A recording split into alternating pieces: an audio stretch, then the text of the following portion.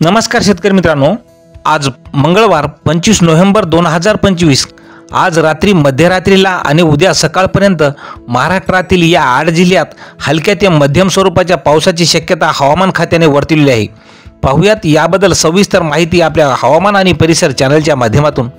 पण शेतकरी मित्रांनो, तुम्ही अजूनही चॅनलला सबस्क्राइब केलं नसेल तर चॅनलला सबस्क्राइब करा, जेणेकरून असेच नवीन व्हिडिओ आपल्याला पाहायला मिळतील।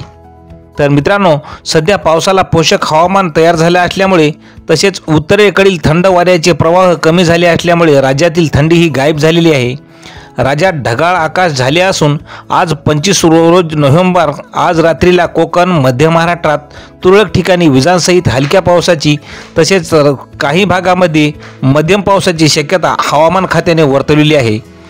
दक्षिणेकडील भारतासह कोकण, मध्य महाराष्ट्राच्या दक्षिणेकडील जिल्ह्याला पावसाचे वातावरण पोषक झाले आहे असून आज रात्रीला राज्यातील मुंबई, रायगड, रत्नागिरी, सिंधुदुर्ग, सांगली, कोल्हापूर आणि सोलापूर या जिल्ह्यात ढगाळ हवामान तर काही ठिकाणी विजांसहित हलक्या ते काही भागामध्ये तुरळक भागात ओलावा शिडकावा तयार होईल अशी शक्यता हवामान खात्याने वर्तवलेली आहे।